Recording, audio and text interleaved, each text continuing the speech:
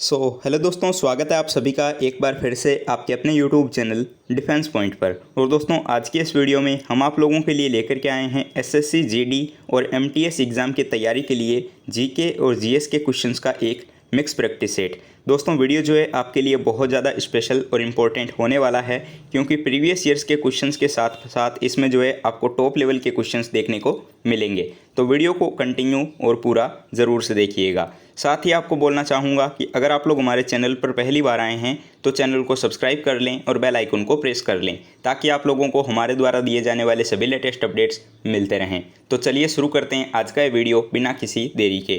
तो first question जो कि आपको दिया गया है कि सिंधु घाटी की सभ्यता के लोग इनमें से किसकी पूजा किया करते थे, यानी कि the people of the Indus valley civilisation worshipped. तो देखिए, सिंधु घाटी सभ्यता जो कि एक नगरीय सभ्यता थी, इसके जो लोग थे वो 3 मुख वाले देवता पशुपति नाथ की पूजा किया करते थे। तो यहाँ पे दोस्तों हमारा इस क्वेश्चन के लिए राइट आंसर हो जाता है ऑप्शन नंबर डी। चलिए बढ़ते हैं नेक्स्ट क्वेश्चन की तरफ। तो अब देखिए दोस्तों, क्वेश्चन नंबर 2। ये क्वेश्चन जो है काफ़ी इजी और इम्पोर्टेंट क्वेश्चन हो जाता है।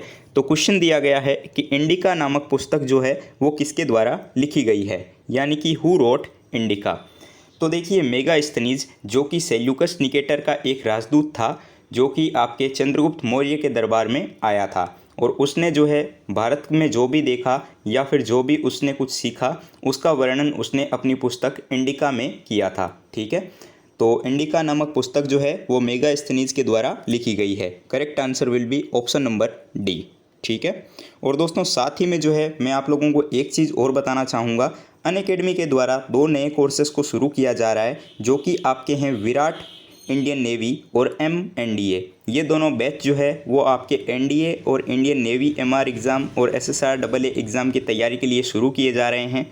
तो अगर आप लोग इन एग्ज़ाम्स की तैयारी कर रहे हो तो इसके लिए ज़रूर से इनरोल कर लीजिएगा। डिफेंस के टॉप एजुकेटर्स के द्वारा आपको यहाँ पे पढ़ाया जाएगा। तो इसके लिए आप लोगों को अनअकैडमी का लर्नर ऐप इंस्टॉल कर लेना है। उसमें सिंपली जो है आपको रजिस्टर करके चूज़ कोर्स में आपको डिफेंस की कैटेगरी में चूज़ कर लेना है। उसके बाद में दोस्तों आपको वहाँ से एक सब्सक्रिप्शन प्लान को चूज़ करना है, और जैसे ही आप लोग सब्सक्रिप्शन प्लान चूज़ करोगे आपसे पूछा जाएगा एक रेफरल कोड। तो रेफरल कोड में दोस्तों आप लोग डिफेंस पॉइंट ज़रूर से डाल दीजिएगा, जिससे कि अच्छा खासा डिस्काउंट आप लोगों को देखने को मिल जाएगा।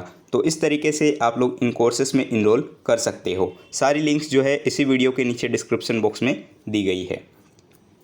तो अब देखिए दोस्तों, क्वेश्चन नंबर 3। यहाँ पे क्वेश्चन दिया गया है कि गुलाम वंश का संस्थापक कौन था, यानी कि who was the founder of slave dynasty. ठीक है, ऑप्शंस दिए गए हैं इल्तुतमिश, बलबन, रजिया या फिर कुतुबुद्दीन ऐबक।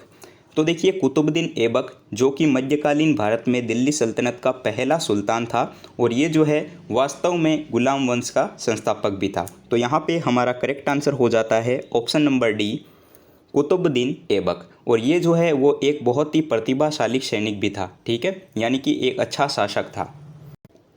अब देखिए दोस्तों, क्वेश्चन नंबर 4, और ये क्वेश्चन जो है आपके प्रीवियस ईयर के अकॉर्डिंग भी काफ़ी इंपॉर्टेंट हो जाता है। तो क्वेश्चन दिया गया है कि चौरी चौरा घटना के कारण इनमें से किस आंदोलन को जो है अचानक से रोकना पड़ गया था। ऑप्शंस दिए गए हैं भारत छोड़ो आंदोलन, होम रूल आंदोलन, असहयोग आंदोलन या फिर सविनय अवज्ञा आंदोलन।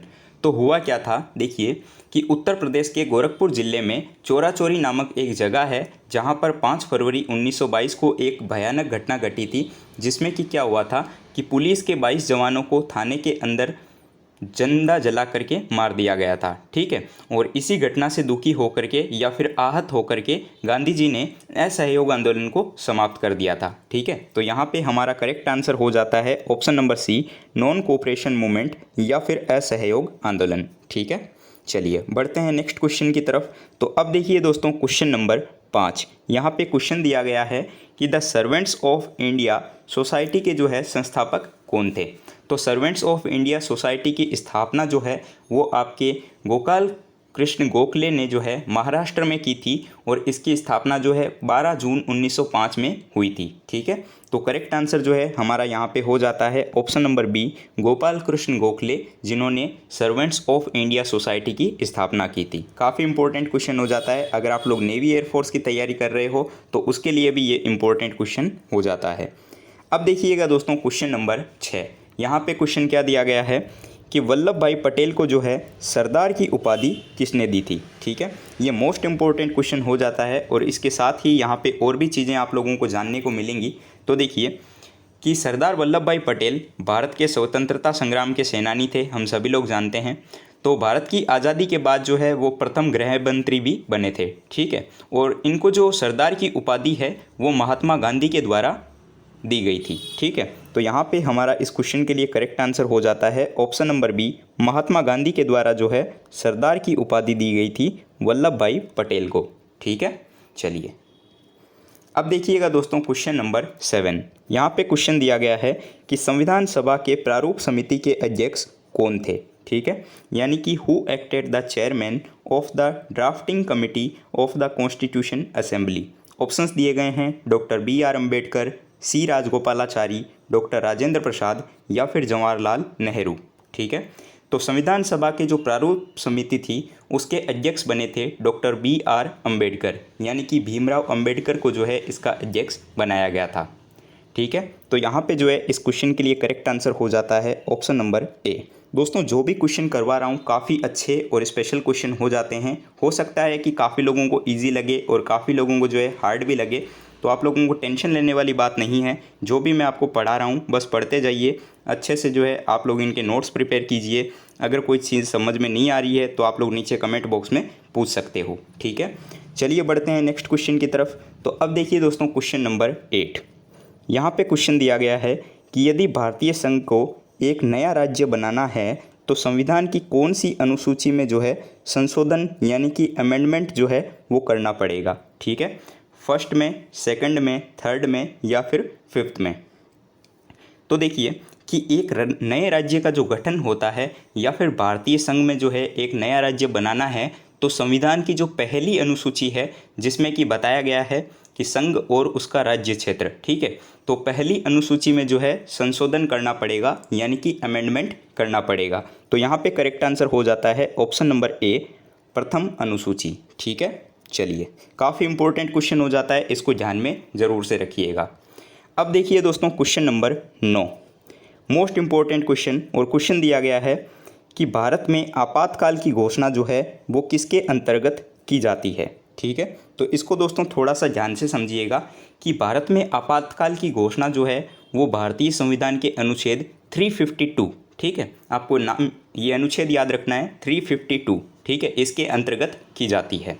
और भारतीय संविधान के भाग 18 के अंतर्गत जो है अनुच्छेद 352 से लेकर के 360 तक जो है वो हमारे जो भारत देश के राष्ट्रपति है उनकी जो आपातकालीन शक्तियां हैं उनके बारे में प्रावधान किया गया है। ठीक है, ये भी आपको याद रखना है। तो यहाँ पे हमारा करेक्ट आंसर क्या हो जाता है, ऑप्शन नंबर ए, आर्टिकल 352 यानी कि अनुच्छेद 352।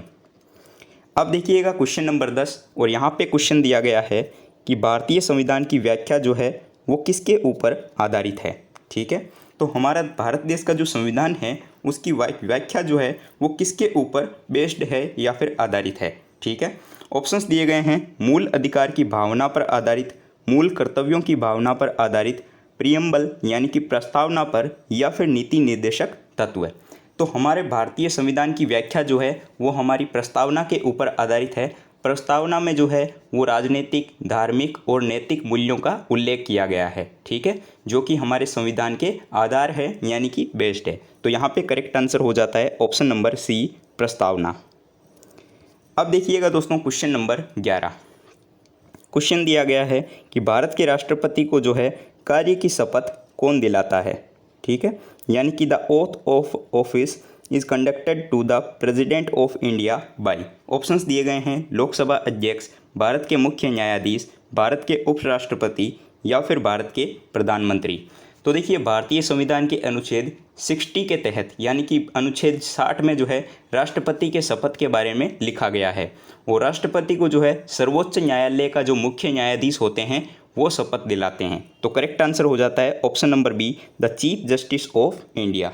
ठीक है, अब देखिएगा दोस्तों क्वेश्चन नंबर 12। यहाँ पे जो है आपको बायोलॉजी का एक क्वेश्चन दिया गया है और क्वेश्चन है कि वृषणों में से जो है वो कौन सा हार्मोन स्रावित होता है। ठीक है, यानी कि which hormone is release from the testes. Options दिए गए हैं टेस्टोस्टेरोन, थायरोक्सिन, इंसुलिन या फिर एस्ट्रोजन। ठीक है, तो वृषणों से जो है टेस्टोस्टेरोन हार्मोन स्रावित होता है। ठीक है, तो करेक्ट आंसर हो जाता है ऑप्शन नंबर ए। अब देखिए दोस्तों, जो आपको दूसरे ऑप्शंस दिए गए हैं इनको भी आप समझ लीजिए। तो थायरोक्सिन जो है ये आपके स्रावित होता है थायराइड ग्रंथि से। ठीक है, और इंसुलिन जो है ये क्या है, तो ये जो है आपके अग्नाशय बीटा सेल से जो है आपके वहाँ से निकलता है, और एस्ट्रोजन जो है ये आपके ग्राफियन फॉलिकल से निकलता है। ठीक है, चलिए अब देखिएगा क्वेश्चन नंबर 13, और यहाँ पे क्वेश्चन दिया गया है कि हमारे पेशियों में किस अम्ल के कारण जो है वो पीड़ा होती है, यानी कि which acid causes cramps in our muscles. Options दिए गए हैं लैक्टिक अम्ल, सल्फ्यूरिक अम्ल, हाइड्रोक्लोरिक अम्ल या फिर एसिटिक अम्ल। तो हमारी पेशियों में जो है लैक्टिक अम्ल के कारण जो है वो पीड़ा होती है, क्योंकि पेशियों में जो है लैक्टिक अम्ल जमा हो जाने के कारण जो है ज़्यादा थकान का महसूस होता है, या फिर जो है थकान का ज़्यादा अनुभव होता है, जिससे कि शरीर में पीड़ा होने लगती है। ठीक है, तो यहाँ पे जो है इस क्वेश्चन के लिए राइट आंसर हो जाएगा ऑप्शन नंबर ए। अब देखिएगा दोस्तों क्वेश्चन नंबर 14, ये आपके एसएससी सीजीएल का जो है प्रीवियस ईयर का क्वेश्चन है और काफ़ी इंपॉर्टेंट हो जाता है, तो इसलिए इसको जो है यहाँ पर ऐड किया गया है। ठीक है, क्वेश्चन दिया गया है कि निम्नलिखित में से कौन जो है वो कनिष्क के राज्यवैद्य थे। ठीक है, और एसएससी जीडी और एमटीएस एग्ज़ाम में जो है ये क्वेश्चन आते हैं, तो इनको ध्यान से देख लीजिएगा। तो कनिष्क के राज्यवैद्य कौन थे, तो ये थे चरक। ठीक है, तो करेक्ट आंसर हो जाएगा ऑप्शन नंबर सी चरक। अब देखिएगा दोस्तों क्वेश्चन नंबर 15, और ये क्वेश्चन भी काफ़ी इंपॉर्टेंट है कि नालंदा का जो है निर्माण किसने शुरू करवाया था। ठीक है, नालंदा विश्वविद्यालय जो कि वर्तमान में बिहार में स्थित है, इसका निर्माण जो है वो किसने करवाया था, तो इसका निर्माण करवाया था कुमारगुप्त प्रथम ने। ठीक है, करेक्ट आंसर हो जाता है ऑप्शन नंबर ए। ठीक है, चलिए दोस्तों 15 क्वेश्चंस जो है वो आपके यहाँ पर पूरे होते हैं, और वीडियो जो है हो सकता है थोड़ा लंबा हो गया है, इसलिए जो है मैं आपको यहाँ पे इतने ही क्वेश्चंस करवाऊँगा। तो अब देखिए दोस्तों क्वेश्चन फॉर यू में एक क्वेश्चन आप लोगों के लिए है। तो यहाँ पे जो है क्वेश्चन दिया गया है कि सर्वाइवल ऑफ फिटेस्ट। ठीक है, यानी कि सर्वोत्तम की उत्तरजीविका जो है इसके रचयिता कौन है। तो इसका करेक्ट आंसर क्या होगा आप लोगों को नीचे कमेंट बॉक्स में बताना है। काफ़ी इंपॉर्टेंट और स्पेशल क्वेश्चन हो जाता है। ठीक है, ऑप्शंस दिए गए हैं Gregor John Mendel, Charles Darwin, Hargobind Khorana या फिर हर्बर्ट स्पेंसर। ठीक है, तो जो भी इसका राइट आंसर होगा आपको नीचे कमेंट बॉक्स में कमेंट करके बताना है। और दोस्तों उम्मीद करता हूं कि आप लोगों को सारे क्वेश्चन समझ में आ गए होंगे, और वीडियो जो है वो थोड़ा बहुत ज़रूर से पसंद आया होगा। दोस्तों अगर वीडियो पे आप लोग अच्छा रिस्पॉन्स दिखाते हो तो वीडियो की लेंथ को भी लंबा कर दिया जाएगा और ज़्यादा क्वेश्चंस आपको करवाए जाएंगे, और 2 से 3 वीडियो जो है मैं कोशिश करूँगा आप लोगों को पर डे प्रोवाइड करवाऊँ। ठीक है, लेकिन उसके लिए जो है आपको वीडियो को शेयर करना है, इसके ऊपर जो है आपको थोड़ा अच्छा रिस्पॉन्स भी दिखाना है। ठीक है, तो चलिए मिलते हैं एक नए वीडियो में, तब तक के लिए जय हिंद दोस्तों।